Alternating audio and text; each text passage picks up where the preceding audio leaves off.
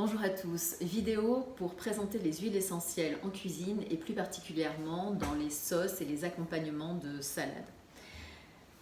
Avant de commencer, j'aimerais vous partager l'intérêt des huiles essentielles en cuisine. Elles vont offrir une palette de saveurs supplémentaires conjuguées à des bienfaits thérapeutiques. C'est quand même extraordinaire de pouvoir rehausser le goût de ses plats tout en faisant du bien à son organisme. On n'a pas toujours sous la main des herbes fraîches, du curcuma, du gingembre, différentes épices ou herbes fraîches. Et c'est à ce titre que les huiles essentielles fournissent une solution juste parfaite. Comme peut l'être le citron, où c'est quand même sympa d'avoir toujours le citron à portée de main. Cependant, lorsque l'on les utilise en cuisine, il y a quelques conseils que je souhaiterais partager avec vous. Tout d'abord, la qualité des huiles essentielles que l'on utilise. Les huiles essentielles doTERRA sont certifiées CPTG, certifiées pures et de grade thérapeutique. Cela va rendre leur consommation sécuritaire. Le deuxième point, c'est s'assurer que l'huile essentielle que l'on consomme s'utilise à l'interne. Pour cela, il y a la plupart des huiles essentielles simples de chez doTERRA s'utilisent à l'interne. Si vous avez un doute et que vous n'avez pas trouvé la réponse sur le web, n'hésitez pas à vous rapprocher de votre conseillère bien-être qui cherchera ou vous donnera l'information. doTERRA nous apporte réellement cette certitude de pouvoir utiliser des huiles essentielles propres à la consommation à l'interne. Et ça, c'est extraordinaire aujourd'hui. Les avantages de ces huiles essentielles. La plupart vont avoir une action sur notre sphère digestive. Elles vont, pour certaines, soulager les inconforts digestifs, pour d'autres, les nausées, pour d'autres, faciliter la digestion.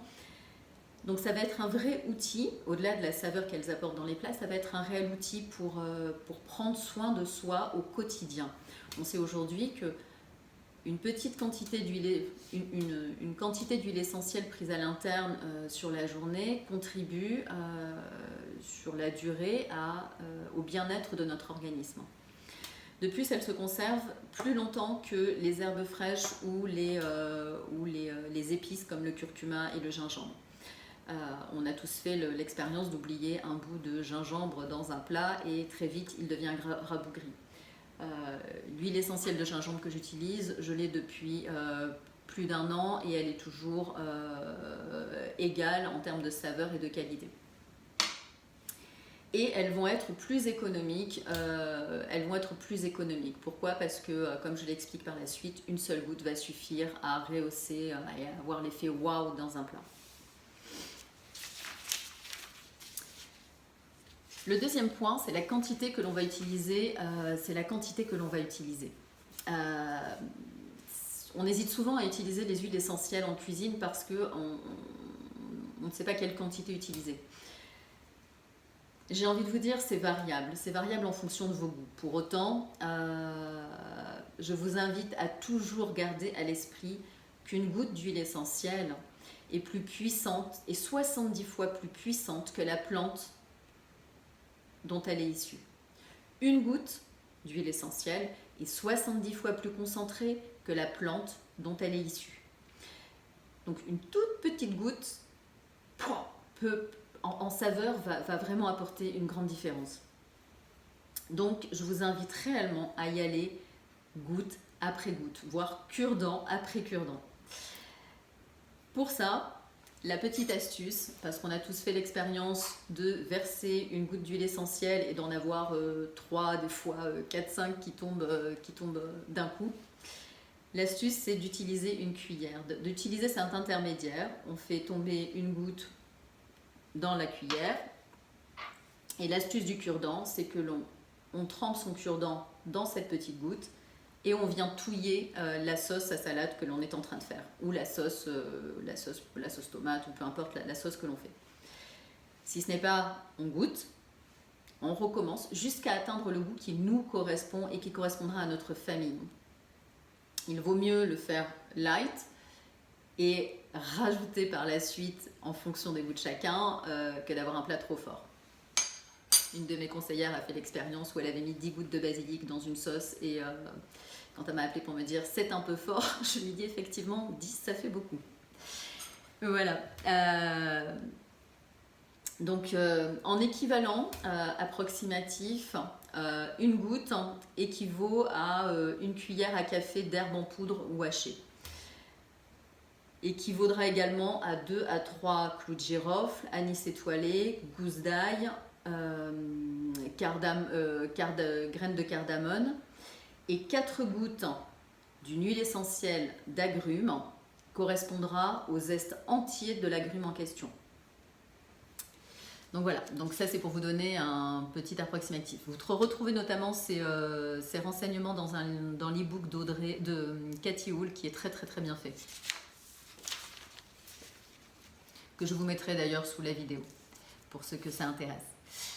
Alors, quelles huiles essentielles en cuisine, notamment dans les salades vous pourrez utiliser, et je vous invite à l'avoir dans votre cuisine, quel que soit le plat que vous faites, l'huile essentielle de basilic, de poivre noir ou de poivre rose, cannelle, coriandre, clou de girofle, fenouil, gingembre, toutes les huiles essentielles d'agrumes, orange sauvage, citron, citron vert, bergamote, mandarine, on aura également l'origan, le thym, le romarin, la marjolaine et une que j'affectionne particulièrement, le curcuma.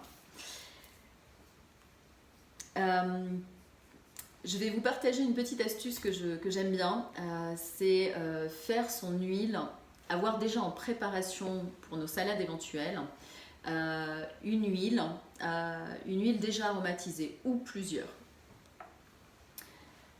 On peut prendre un flacon en verre comme celui-ci. Il en existe également d'une contenance supérieure avec un vaporisateur pistolet.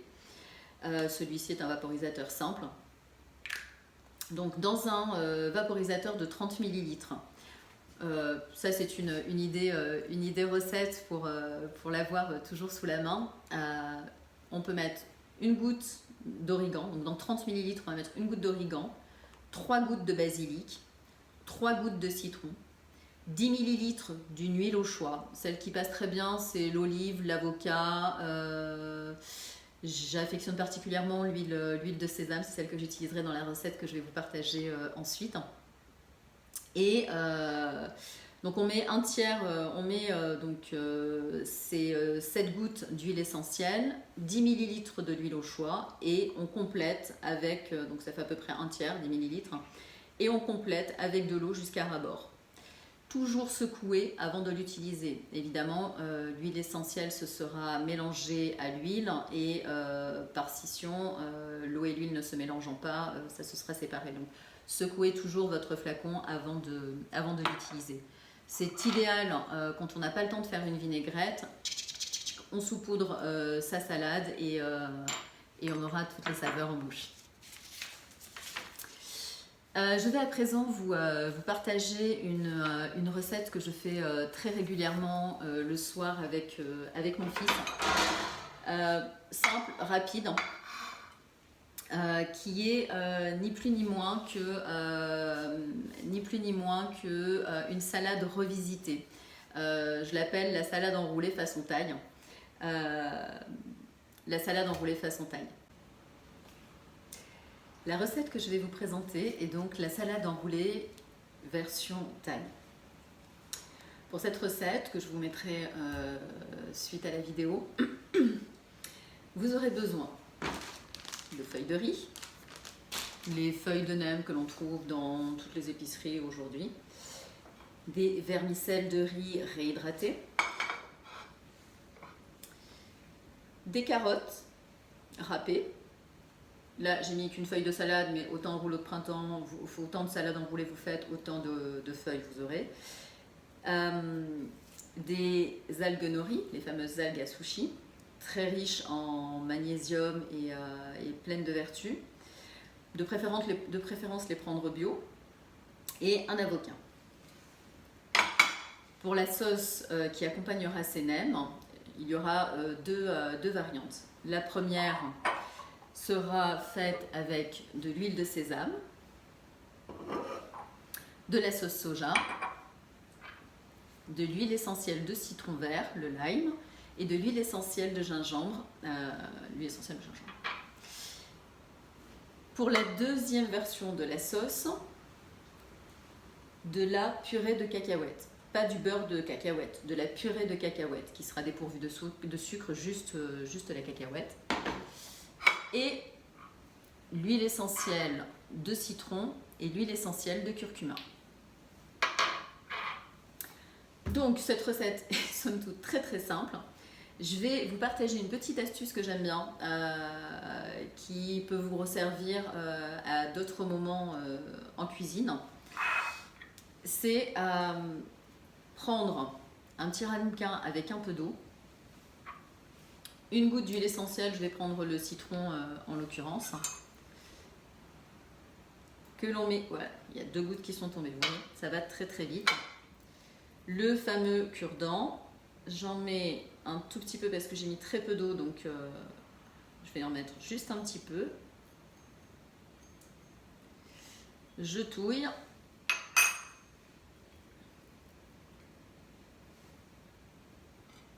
Hop. Et avec mon pinceau, je vais venir badigeonner ma feuille de salade. Donc, je touille. Effectivement, l'huile essentielle ne va pas se mélanger à l'eau, mais pour autant, elle va quand même rentrer en émulsion dans l'eau et on aura des micro-gouttelettes mélangées à l'eau.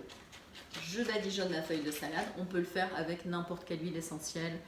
C'est très utile également pour les pommes, quand on fait cuire des pommes au four. Voilà, cette petite astuce du pinceau, je souhaitais vous la partager à ce moment-là. Comment on roule notre salade? Donc, on met la salade. Ensuite, à votre convenance, là j'ai choisi des ingrédients que j'avais à la maison et qu'on apprécie particulièrement. Je vais chercher le couteau. On met un morceau d'avocat qui apportera très riche en oméga 3 et notamment quand on fait un régime, enfin quand on a choisi une alimentation végétalienne comme la mienne. C'est un fruit qui est très intéressant, pour son apport en oméga 3. Hop. Un peu de carottes râpées, quelques vermicelles de riz.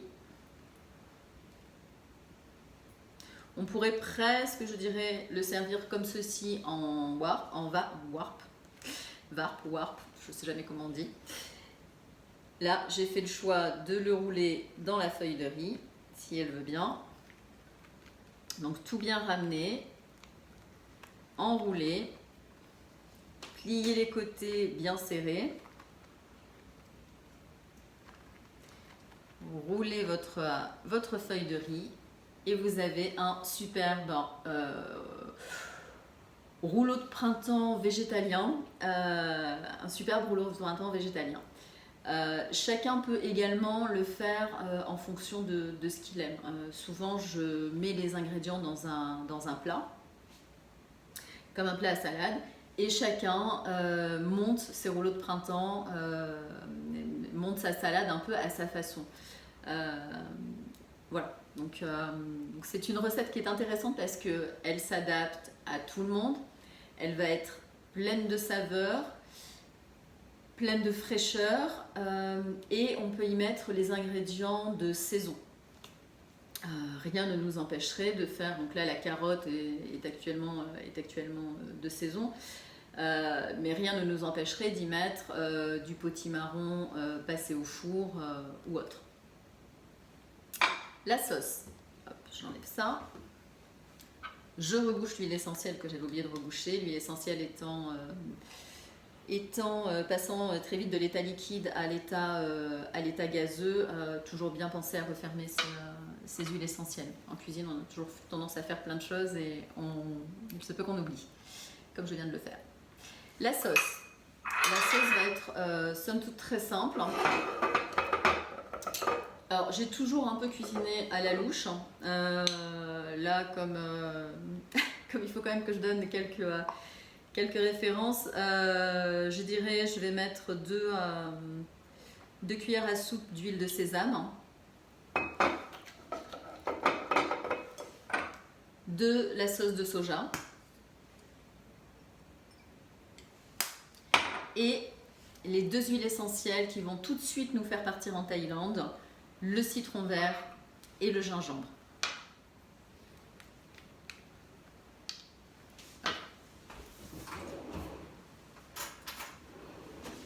Même concept que tout à l'heure, on essaye d'en mettre qu'une goutte, hop, une goutte.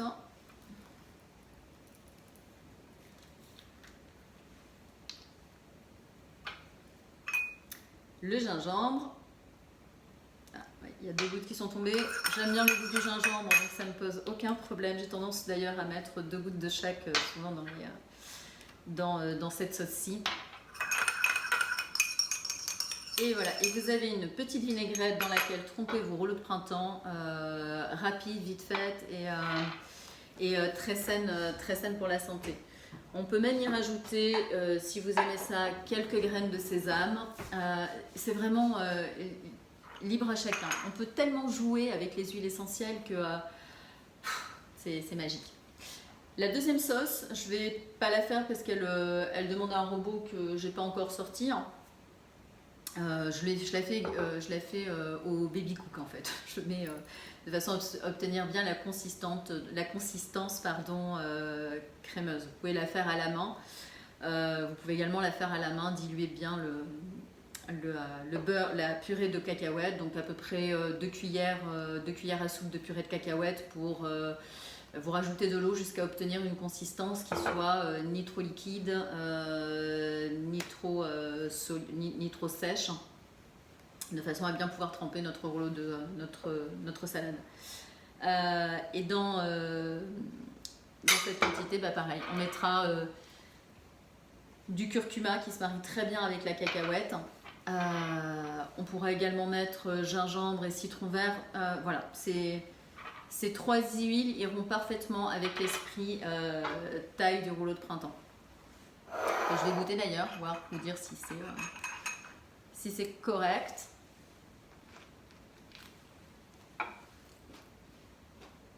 Génialissime. Hyper sain, hyper bon. Attends. Passez une belle journée.